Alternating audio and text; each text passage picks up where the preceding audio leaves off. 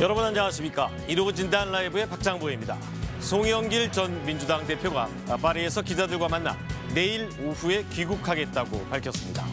수사가 본격화될 민주당의 돈봉투 의혹, 그리고 국민의힘 최고위원 발언 논란 등 현재의 전국 상황에 대해서 여야 의원들과 함께 자세히 살펴봅니다. 또 이어지는 순서에서는 박철희 국립외교원장과 함께 이번 주에 시작되는 한미 정상회담의 주요 의제들, 그리고 한중, 한러 외교 갈등 상황을 심층 분석하겠습니다. 이루어진단 라이브 지금 시작합니다.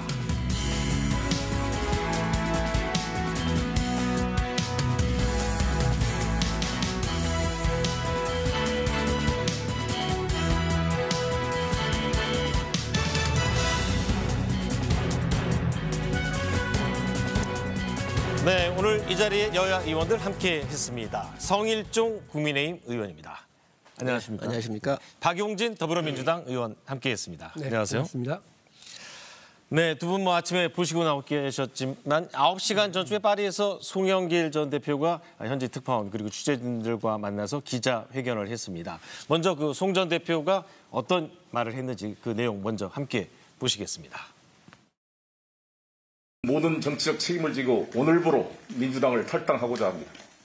당연히 민주당 상임 고문도 사퇴하겠습니다. 국회의원, 지역위원장도 아니고 당원도 아닌 국민의 한 사람으로서 당당하게 검찰의 수사에 응하겠습니다. 모든 문제를 해결하고 민주당에 복귀할 수 있도록 하겠습니다. 제가 귀국하면 검찰은 저와 함께했던 사람들을 괴롭히지 말고 바로 저를 소환해 주실 것을 부탁드립니다. 후보가 그런 캠프의 일을 일일이 챙기기가 어려웠던 사정을 말씀드립니다. 네, 이제 그 입장문을 발표하고 송 전 대표의 마지막 말, 후보가 즉 당대표 후보가 일일이 캠프의 상황을 챙기기 어려웠다. 이 말은 이제 특파원이나 기자들이 질문한 내용에 대한 답변이었는데 그 먼저 어떻게 보셨어요? 민주당 입장에서, 의원 입장에서는 어떻게 보셨습니까? 먼저 이번 일로 인해서 실망하셨을 국민 여러분들께 진심으로 사과 말씀드리고요.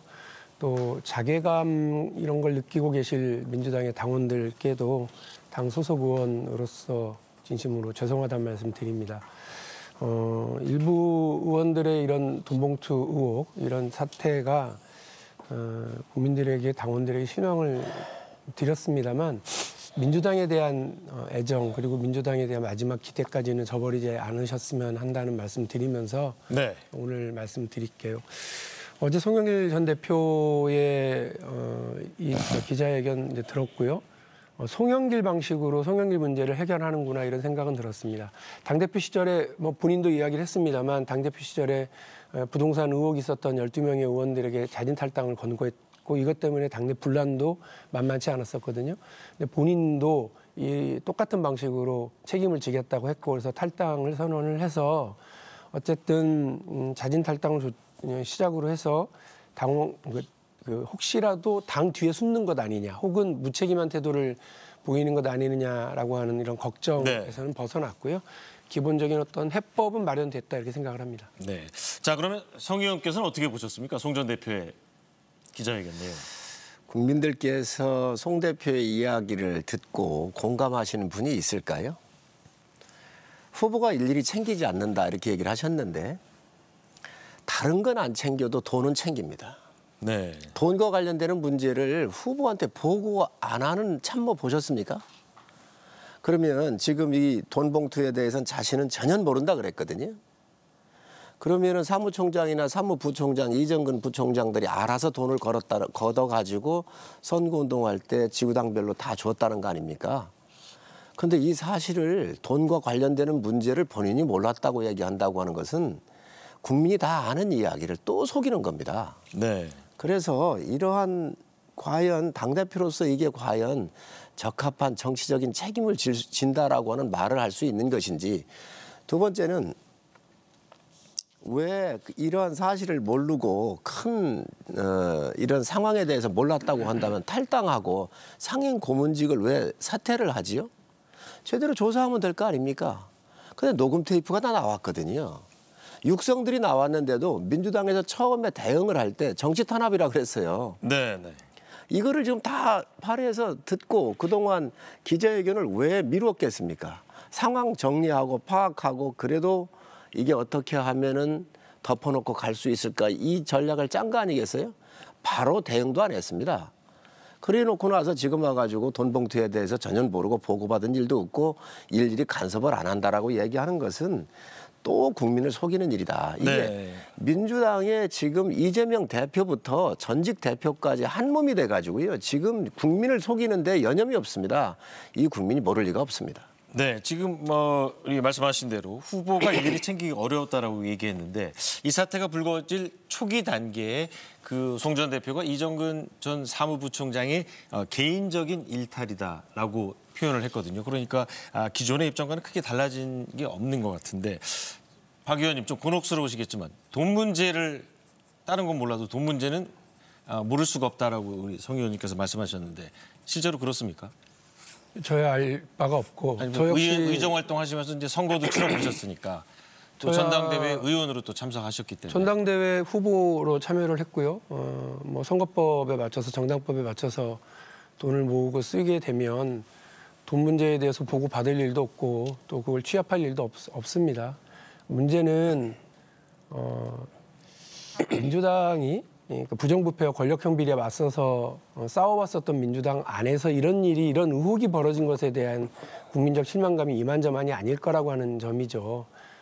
뭐 저를 비롯해서 대부분의 의원들이 정당법과 선거법, 정치자금법이 규정하고 있는 바를 잘 준수합니다. 그래서 지금 성일정 의원님께서 말씀하신 돈 봉투 관련 혹은 돈 자금 관련해서 보고 안 할 리가 없다라고 하는 건 우리가 선거관리위원회에 보고하는 거 이상의 다른 일을 범죄적 행위를 저질렀을 때 그런 일이 있는지는 모르겠습니다만 뭐 그거는 하여간 저를 비롯한 대부분의 의원님들은 정치자금법을 잘 준수를 하고 있다는 말씀을 먼저 드리고요. 네, 알겠습니다. 뭐 어쨌든 민주당이 이런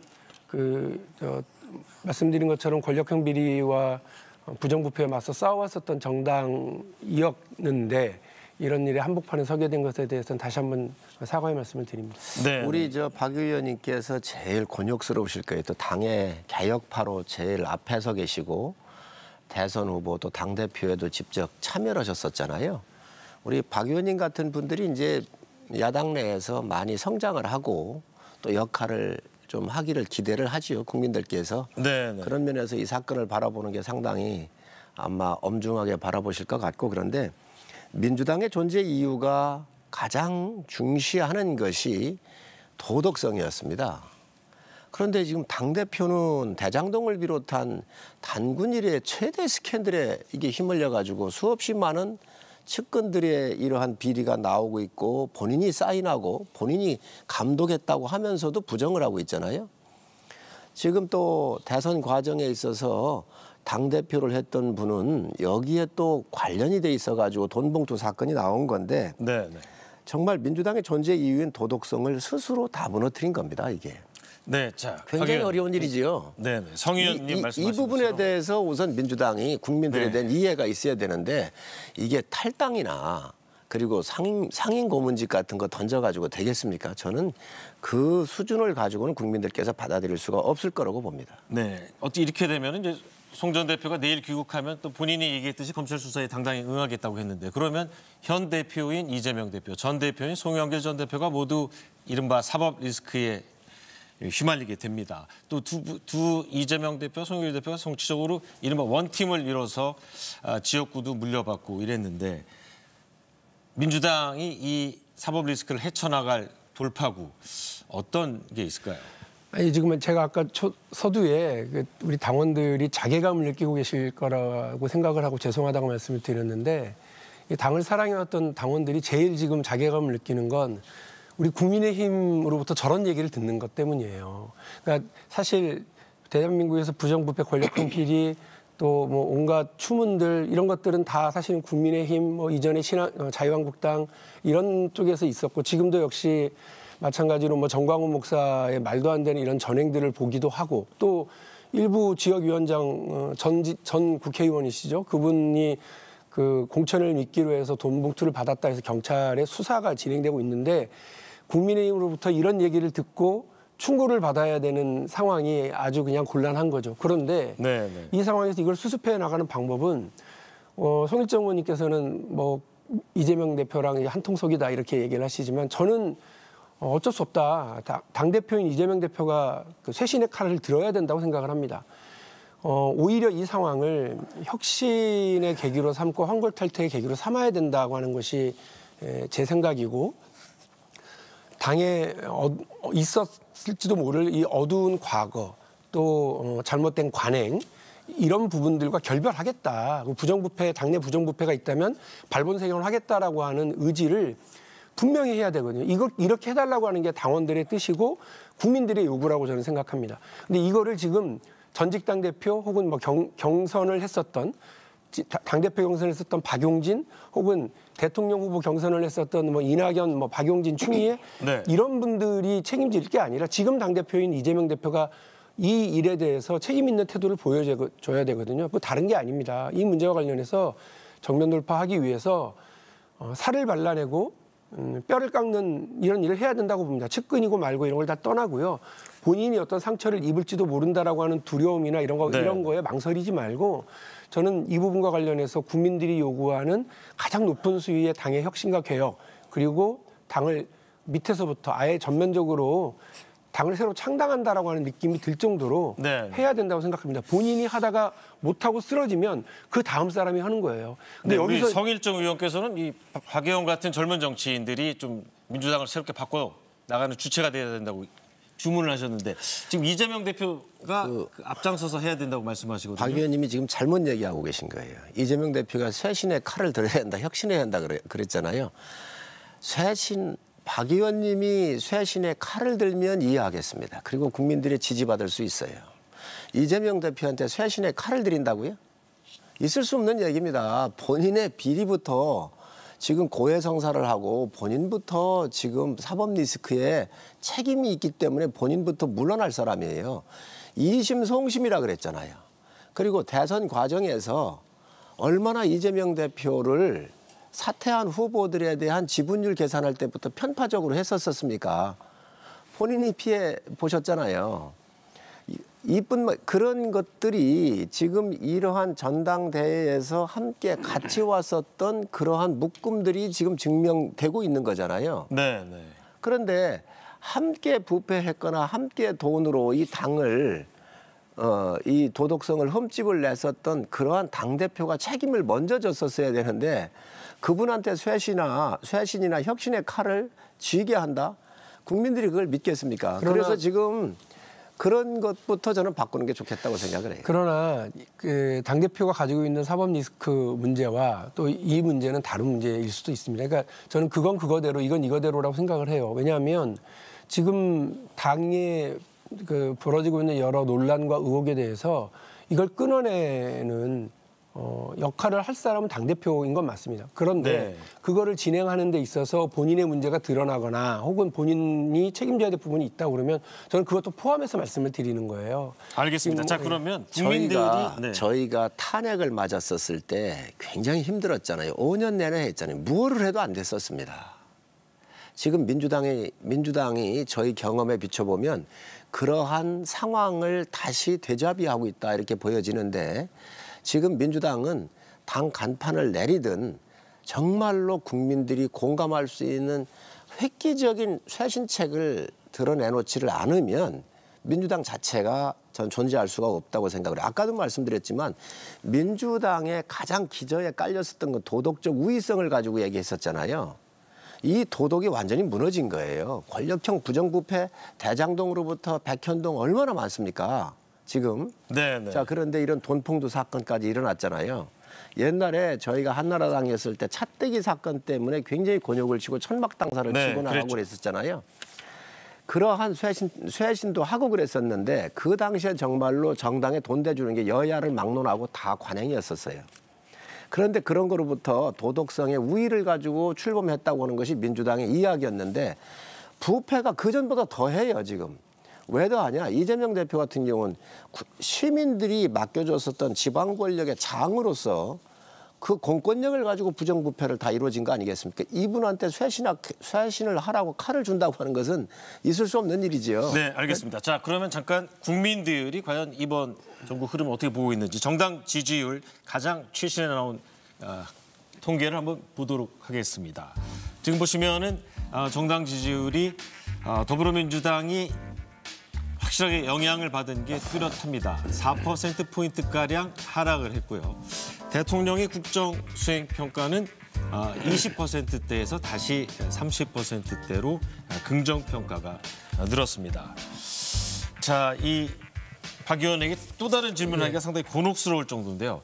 또 다른 의혹이 지난주에 나왔는데 우리 국민의힘의 이철규 사무총장 이 문제 제기를 했기 때문에 상당히 무게감이 있었습니다. 뭐냐면은 이 전세 사기와 관련돼서 민주당의 또 다른 유력 정치인이 관련이 돼 있다. 이 부분에 대해서 이제 원희룡 장관도 특별히 점검하고 알아보겠다 이렇게 했는데 당 내에서는 이 새로운 의혹에 대해서는 어떻게 대처할 생각이세요? 이게 실체가 있다고 보십니까? 지금 이제 앵커께서는 이게 뭐 새로운 의혹인 것이라고 말씀을 하셨습니다만 실제로 당정대 할 것 없이 전부 다 민주당에 대한 어떤 뭐 사법 리스크로 옥죄기 그리고 검찰을 앞세운 이런 그 구도를 만들어내는 것이 뭐 명확하게 보여지는 것 아닙니까? 네. 뭔 장관이 특별수사를 요청했다는 얘기를 그거를 공개적으로 얘기를 하고 저렇게 합니까? 그러니까 뭐 그 장관이든 뭐 법무부든 검찰이든 혹은 뭐 대통령실이든 다 지금 여당이든 마찬가지로 지금 마치 사냥하듯이 이렇게 몰고 가고 있는 것도 사실이거든요. 그러니까 여기서 제가 그래서 아까 말씀을 드리는 거예요. 이른바 여당 혹은 한동훈 장관과 검찰의 수사에 끌려갈 거냐 아니면 선제적인 조치들을 통해서 국민적 신뢰를 회복할 거냐. 저는 당연히 후자를 해야 된다고 생각을 하는 겁니다. 자기 살을 발라내고 뼈를 깎는 그런 역할을 누군가 해야 되는데 지금으로서는 뭐 민주당에는 이 대표가 그 역할을 해야 되는 겁니다. 그 논란에 대해서 오히려 여당에서는 무슨 대표가 그 역할을 하냐 이렇게 말씀하실지 모르겠지만 저는 이 부분과 관련해서 이 당원들 전체의 뜻 철저한 진상규명, 어두운 과거, 잘못된 관행 반드시 벗어나기 위한 방도와 조치를 당대표가 제시하고 그 부분에 대한 당의 합의를 이뤄내서 희생할 것 희생하고 끊어낼 건 끊어내는 방식으로 이걸 취해 나가지 못하면 계속 끌려갈 거예요. 네, 그러니까 알겠습니다. 비슷한 일이 여당에서 벌어지더라도 야당 쪽에 더 중하게 지금 일들이 벌어지고 있는 것 아니겠습니까?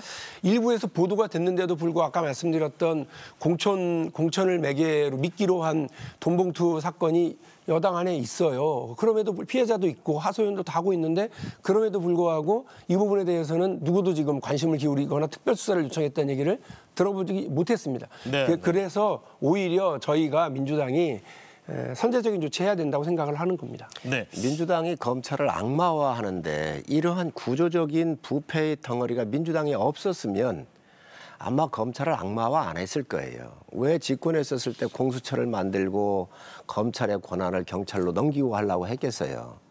이런 것들을 민주당은 다 알고 있었어요. 신부는. 이재명 대표가 몰랐겠습니까? 송영길 대표가 몰랐겠습니까? 권한유착 같은 경우 몰랐겠습니까?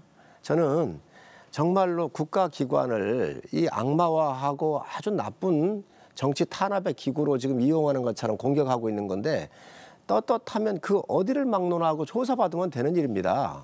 지금 왜 이걸 조사를 못 받습니까? 지금 여기에 이 돈봉투 사건에서부터 이재명 대표 사건이 전부 다 검찰이 수사하는데 지금 증거로 하고 있잖아요. 법원이 다 구속영장 발부하고 판단 또 하잖아요. 제3의 기관이. 네, 네.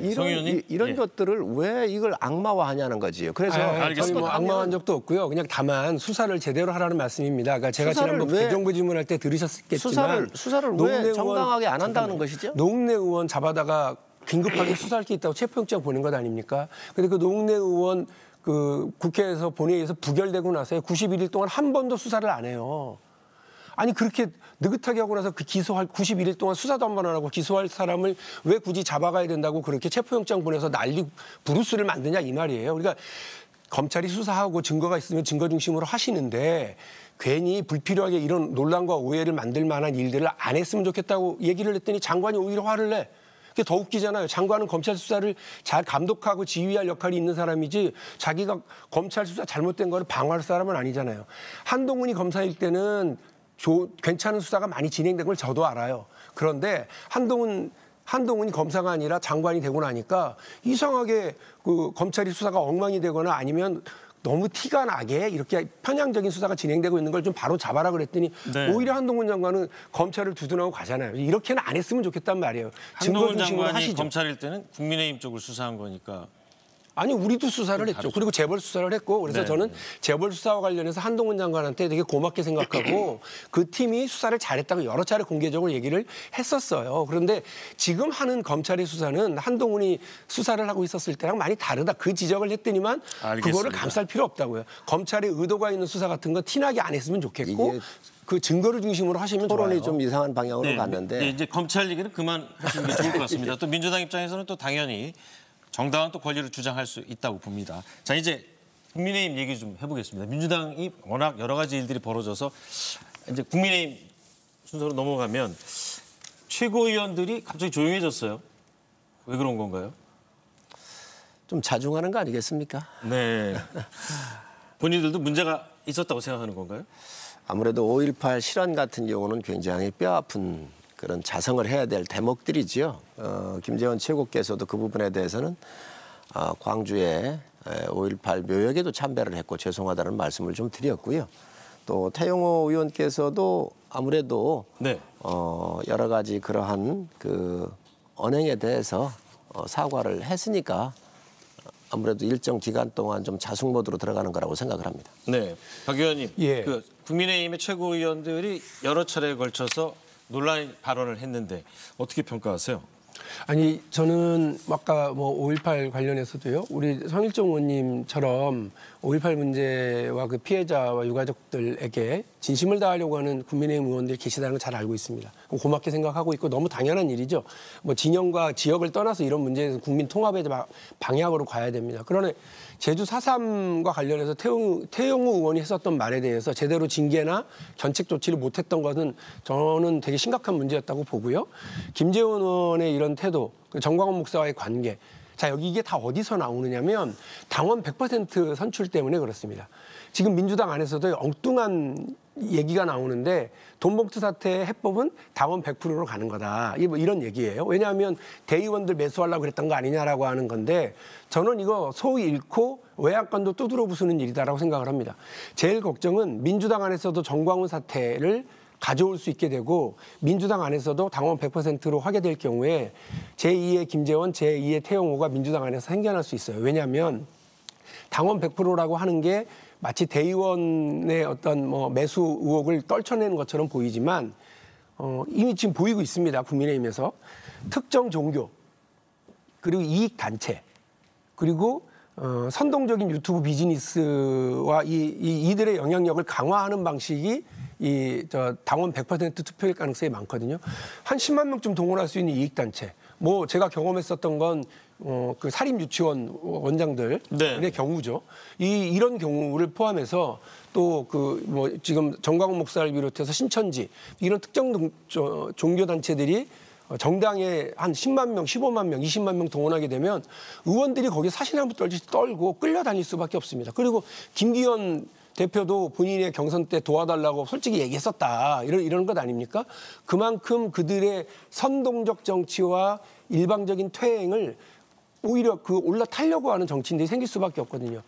속 잃고 외양간도 두드려 부수는 일 만들지 않으려면 당원 100%로 가서는 안 된다. 오히려 그 국민의힘이 이전에 잘못을 이렇게 좀 끊어내면서 그 민주당에게 역전했었던 포인트가 언제냐면 민심을 많이 반영하기 시작할 때였거든요. 근데 오히려 퇴행적으로 갔어요. 저는 민주당이 이번 돈봉투 사태와 관련해서도 당신 민심이 괴리되지 않도록 더 과학적이고 더 폭넓은 국민들의 의사를 반영할 수 있도록 민심을 더 많이 반영하는 방식으로 가야 된다. 알겠습니다. 이 방향이지 당원 100%로 가는 박 제도적인 의원께 악행은 발언 시간을 상당히 많이 드렸어요. 그동안 하도 곤혹스러운 질문을 많이 받으셔서. 예. 자, 송 의원님, 이 해법이 맞는 거예요? 뭐 신천지나 이런 데가 저희 당 전당대에 들어왔다고 박 의원님 말씀하시는 건 전혀 팩트가 아니고요. 아, 네. 그럼 그런 사실관계는 송 그런 의원님이 적이 좀 바로 없습니다. 잡아주시고요. 대신 뭐 전광훈 목사님 쪽에 들어가 계신 일정 부분들에 몇천 명 정도는 들어왔을 것으로 봐져요.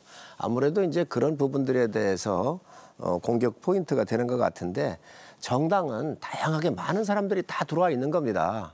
그런데 방금 말씀하신 이게 내부적인 전당대 그러니까 당대표를 뽑거나 당의 지도부를 뽑는 것은 미국이나 다른 나라도 당원들이 뽑는 게 맞습니다.